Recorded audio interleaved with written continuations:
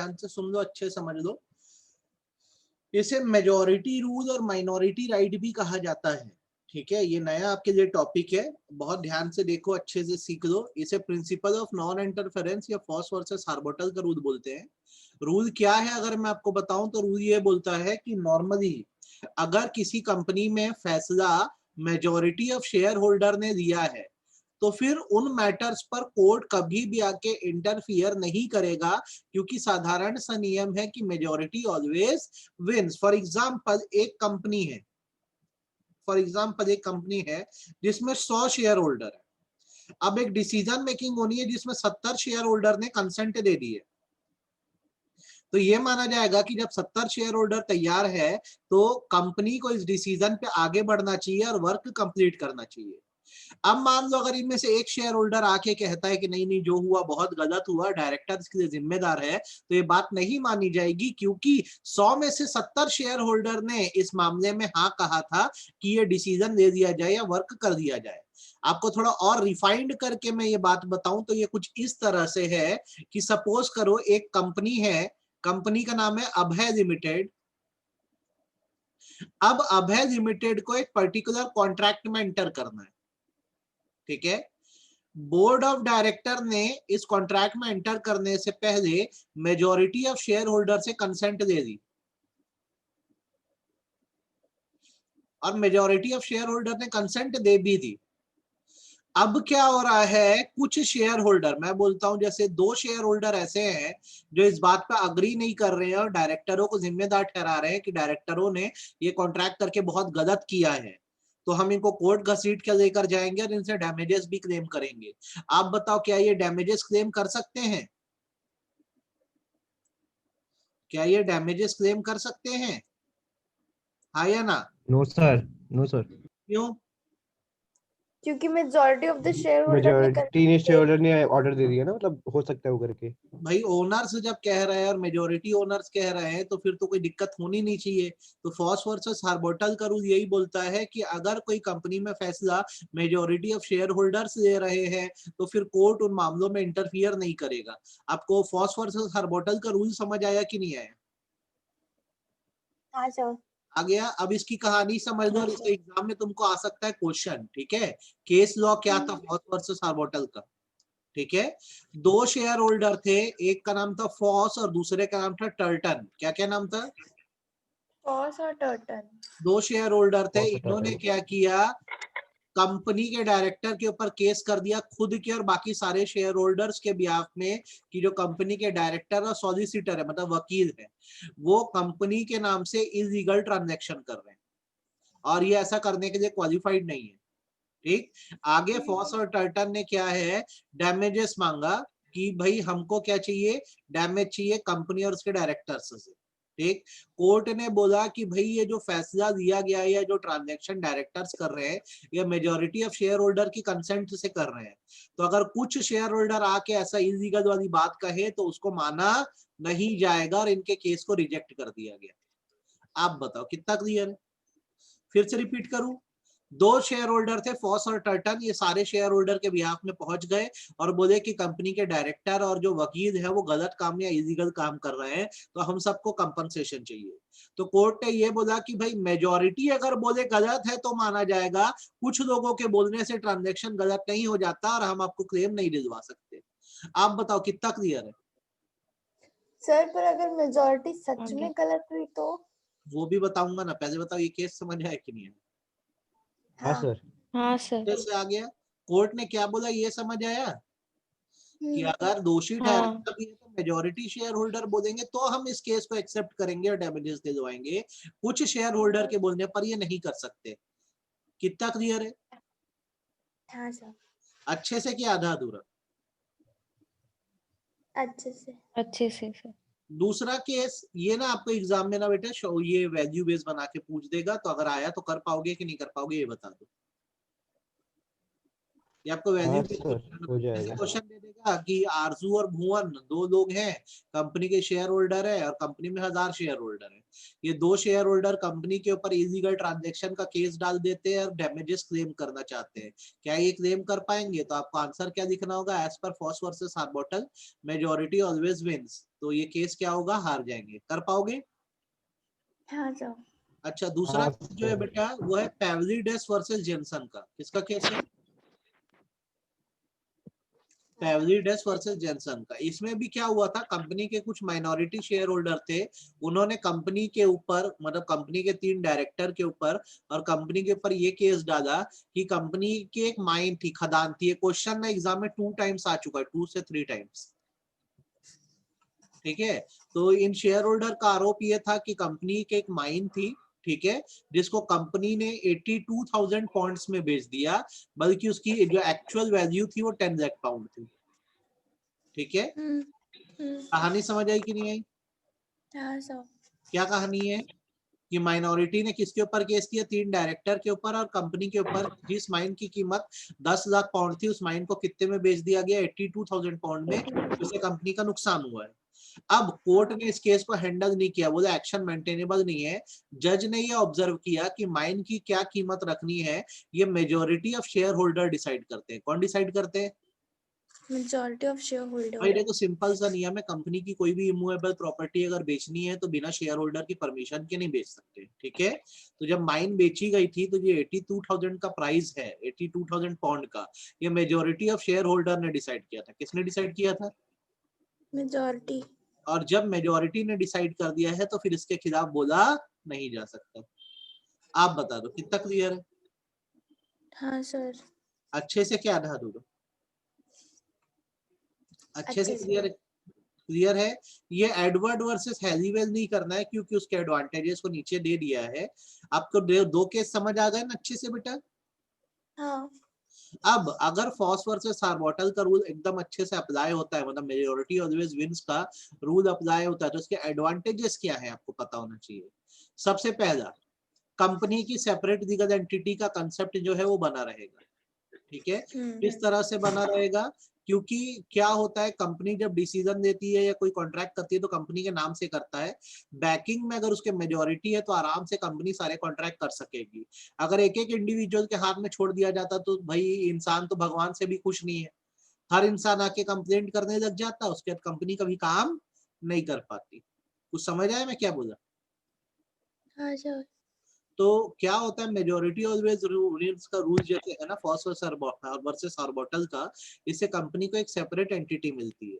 दूसरा, मेजोरिटी के right preserve होते हैं, मतलब ये रूल बन जाता है कि मेजोरिटी ही फैसला ले सकती है। तीसरा, कंपनी के ऊपर मल्टीपल केसेस नहीं होंगे। अगर मेजोरिटी ऑलवेज विंस का रूल ना रहे तो क्या होगा, हर दूसरा आदमी आके कंपनी के ऊपर क्या करने लग जाएगा? केस करने लग जाएगा। कितना क्लियर है? फिर से रिपीट करूं क्या? नो पूरा सर। क्लियर है। ठीक है, चौथी बात यह है कि जो अलग अलग लिटिगेशन मतलब केसेस कंपनी के ऊपर चल सकते थे, अब वो केसेस नहीं चलेंगे। हाँ। ठीक, वरना हर छोटी बात पे कंपनी पे केस हो जाता। आपको कौन सा इनमें से पॉइंट सिर के ऊपर से गया, ईमानदारी से बोलो? कौन सा ऐसा पॉइंट सिर के? पहला पॉइंट समझ आया कि नहीं आया? हाँ आ सर। गया सर पूरा। दूसरा, हाँ तीसरा, आ गया सर। श्योर है? हाँ अच्छा, अब जैसे हाँ सर। आपको कैसा लगा ये बताओ, समझ आया कि नहीं आया? आ गई। कॉन्फिडेंटली आया कि ऐसा आधा अधूरा आया? Confidently sir. अब एक बात बताओ, जैसे मैं बोलता हूँ यार एक कंपनी है, ठीक है,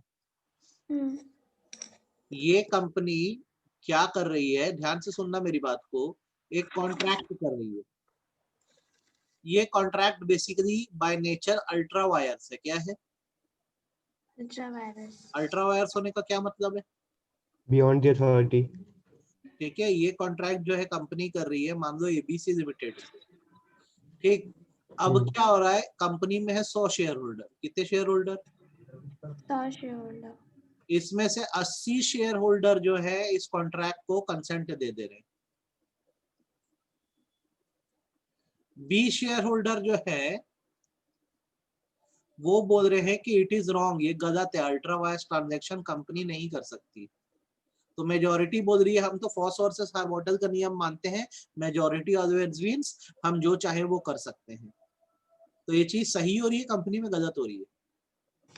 गलत हो रही है सर। सीधी सी बात है, गलत हो रही है यार। क्या गलत है यहाँ पर कि मेजॉरिटी जो है वो गलत फैसला दे रही है, तो इससे कल को पूरी कंपनी को क्या भारी नुकसान हो। सही बात है, गलत बात है? हाँ सर। तो हमेशा याद रखना, जब लॉ बनाए जाते हैं ना बेटा, तो लॉ के साथ एक्सेप्शंस भी बनाए जाते हैं। क्या बनाए जाते हैं? एक्सेप्शंस। एक्सेप्शंस।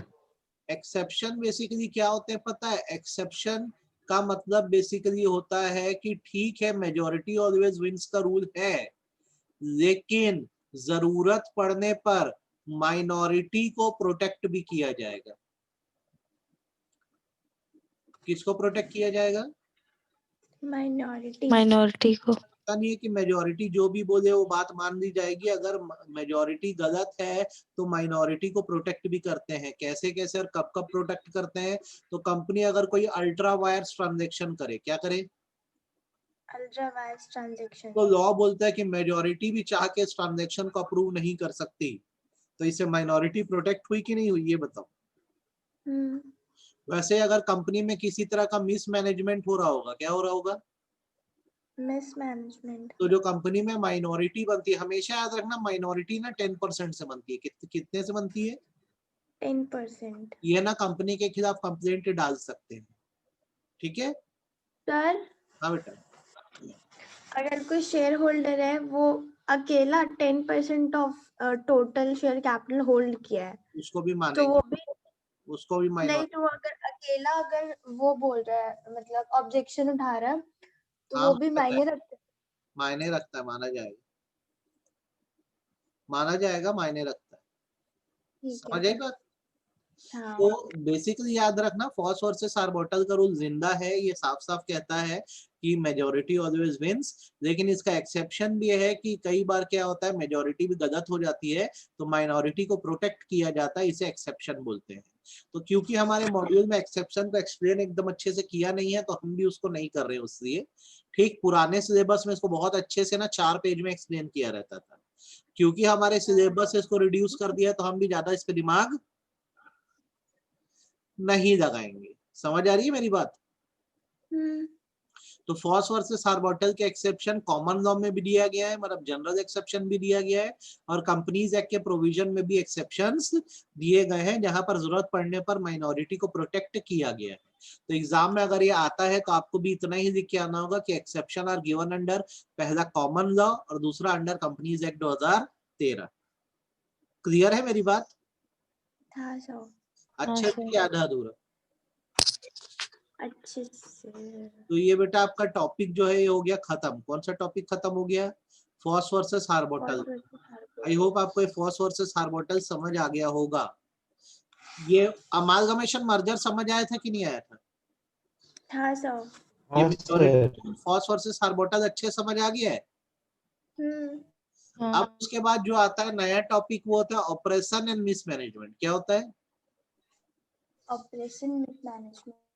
ऑपरेशन और मिसमैनेजमेंट आपको मैं पहले इसका मतलब बता दूं ताकि आपको ये ध्यान रहे और आपको करते बने।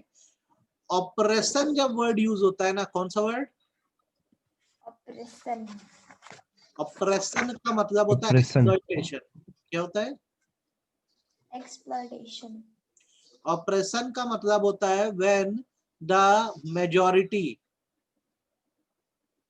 Bye it's decision exploits minority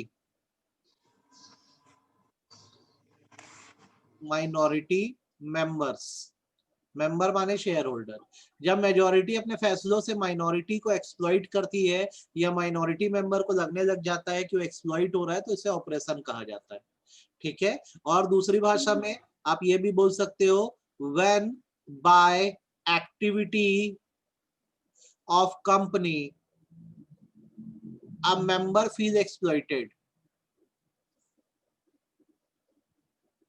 member को क्या फील होता है? एक्सप्लॉइटेड।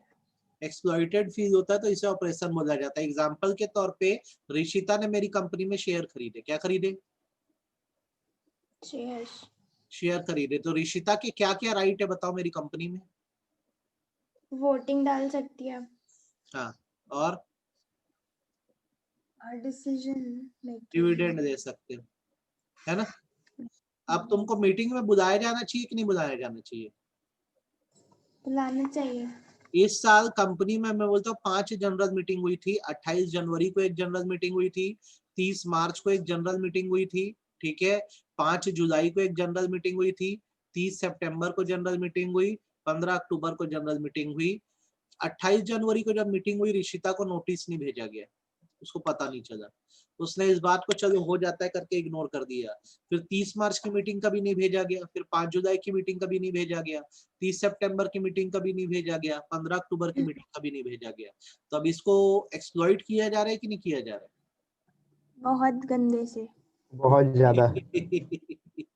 तो बेसिकली क्या होता है, ऑपरेशन का मतलब ही ये होता है कि किसी मेंबर को कंपनी में परेशानी होना चालू हो गई है। अब बार बार मेरे मुंह से जो शब्द सुन रहे होगे, मेंबर मेंबर सुन रहे हो आप, है ना? है ना? तो आपको ये बात याद रखना है कि complaint of operation can be made only by member. कौन सिर्फ कंप्लेंट डाल सकता है? मेंबर्स। जैसे मान लो डायरेक्टरों को सैलरी नहीं मिल रही है तो वो ऑपरेशन की कंप्लेंट नहीं डाल सकते, ठीक है? सिर्फ अगर आप शेयर होल्डर हो तो आपको परमिट किया गया कि आप ऑपरेशन की कंप्लेंट डाल सकते हो। कितनी समझ आई ये बात, ये बताओ।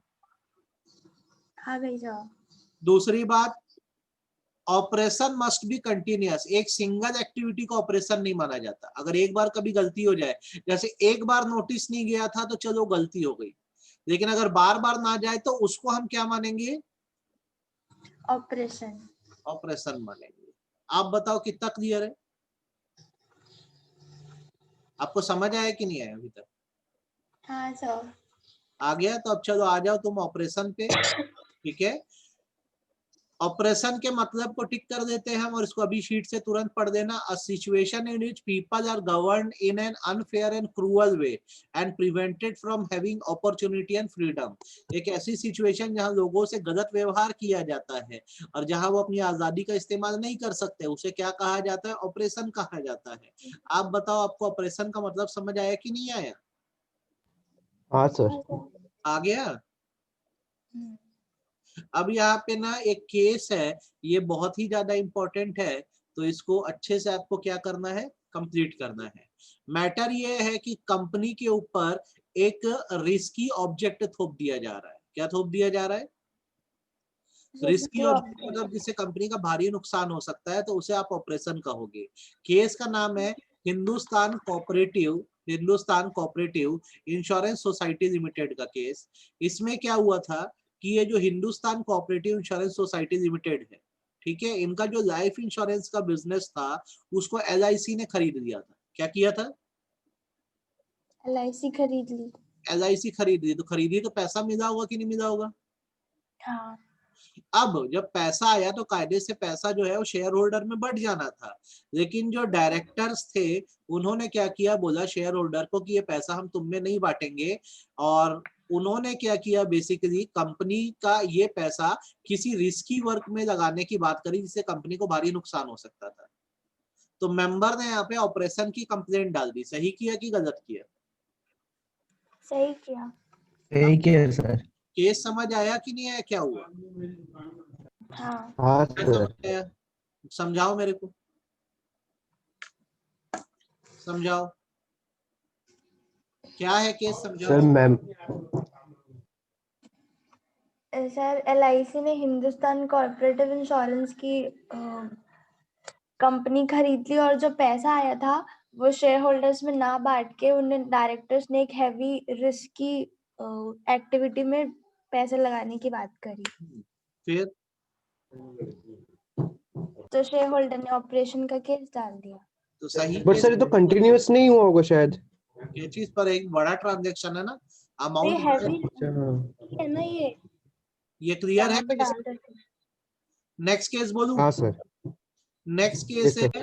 Scottish cooperative wholesale society versus mayor का केस। ठीक है, केस में ऐसा था कि एक सोसाइटी थी, ठीक है, जिसका नाम था स्कॉटिश, यहाँ पे हम लिखते हैं SCWS, समझ जाओगे, स्कॉटिश कोऑपरेटिव वेलफेयर सोसाइटी। अब इसको क्या करना था, रेयन इंडस्ट्री में एंटर करना था, मतलब टेक्सटाइल इंडस्ट्रीज में एंटर करना था, तो इसने अपनी एक सब्सिडरी कंपनी बनाई। क्या बनाई? सब्सिडरी कंपनी बनाई। और क्या हुआ, कुछ समय बाद ना जब वो इंडस्ट्री में सेट हो गई, तो ये इस कंपनी को बंद करने की बात कर रही है कि हम अपनी कोऑपरेटिव सोसाइटी के नाम से ही काम करेंगे, इस कंपनी को बंद कर दो। तो इस कंपनी के जो शेयर होल्डर्स हैं, उन्होंने क्या है, ऑपरेशन का केस डाल दिया कि आपने सिर्फ दिखावे के लिए कंपनी बनाई थी क्या, अब हम जब पैसा लगा दिए हैं तो आप ऐसे कैसे कंपनी को बंद कर सकते हो। कुछ समझ आया? हाँ बेटा। पर बिना जनरल मीटिंग के और स्पेशल रिजोल्यूशन के तो बंद नहीं कर सकते ना। नहीं कर सकते, लेकिन फिर भी है ना, मेजोरिटी भी हमेशा सही रहे जरूरी थोड़ी है ना। हाँ, समझ आ रही है मेरी बात? तो सोसाइटी ने ये सब्सिडरी कंपनी बनाई क्यों थी, ताकि वो रेयन इंडस्ट्री में एंटर कर सके, मतलब टेक्सटाइल इंडस्ट्री में। अब कंपनी की जब जरूरत पूरी हो गई तो कंपनी को बंद करना चाह रही थी, ठीक है। तो इस पर क्या हुआ, कंपनी के मेंबर्स ने, माइनॉरिटी शेयर होल्डर और MD ने केस डाल दिया कि भाई ये ऑपरेशन हो रहा है बहुत गलत है, ऐसे कंपनी को बंद नहीं किया जाना चाहिए। तो इनकी बात को कोर्ट ने एक्सेप्ट कर दिया। कितना क्लियर है? कहानी समझ आई कि नहीं आई? हाँ सर, आ गया। अच्छे से।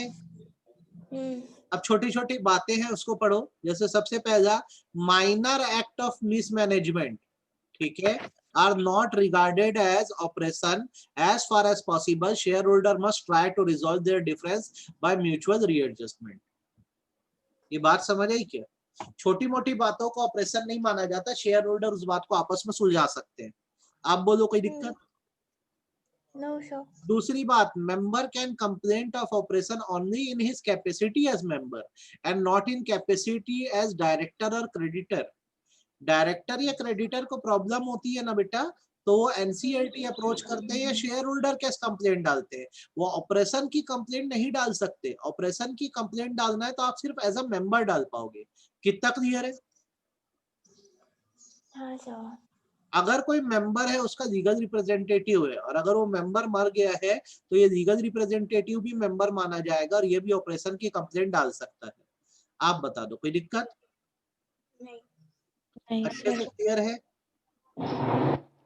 देन ये एक वैल्यू बेस्ड क्वेश्चन आपके लिए बनता है जो आपको करना होगा। एक शेयर होल्डर मर गया, उसके लीगल हायर ने कंपनी के शेयर के ट्रांसमिशन के लिए अप्लाई किया, ठीक। अब क्या हुआ, सक्सेशन का जो सर्टिफिकेट है, मतलब इनको अभी टाइम पे शेयर नहीं मिले, तो ये मैटर सिविल कोर्ट में पेंडिंग चल रहा है। कहाँ चल रहा है? सिविल कोर्ट में पेंडिंग चल रहा है। अब ये लीगल हायर ये बोल रहे हैं कि इनको शेयर सही तरीके से अलॉट नहीं हुए हैं, मतलब ये है कि जितने शेयर मिलने थे उतने शेयर कंपनी ने नहीं दिए हैं। तो क्या ये ऑपरेशन कहलाएगा कि नहीं कहलाएगा? क्या ये ऑपरेशन कहलाएगा कि नहीं होगा कहलाएगा? सर। कैसे कैसे? सर वो उसका लीगल हेड है, उसको तो उसके सारे शेयर्स मिलने चाहिए, बट उसको पूरे नहीं मिले, आधे ही, तो ये कैसा तो होगा ना। हो रहा है, पूरे शेयर नहीं मिल रहे तो बिल्कुल केस डाल सकता है। ध्यान रहेगी बात। हाँ सर। देन ऑपरेशन कंटिन्यूअस प्रोसेस होना चाहिए, एक सिंगल एक्टिविटी को ऑपरेशन नहीं मान सकते। आप बता दो इसमें कोई दिक्कत? आपको अभी तक ऑपरेशन मिसमैनेजमेंट समझ आया कि नहीं आया, ये बताओ। हाँ सर। अच्छे से आया कि आधा अधूरा? अच्छे से। आ गया? तो भैया एक काम करो, इतना आप करो, और शाम को भी 5:30 बजे इस चैप्टर को आगे कंप्लीट करना। अभी बुक खोलो, इतना पढ़ दो तुम, है ना। तुरंत पढ़ लिया करो, 10 से 15 मिनट लगेगा अभी इतना पढ़ने में तुमको। तुरंत अभी बुक निकाल लो, इतना पढ़ लो। कर लोगे? हाँ सर।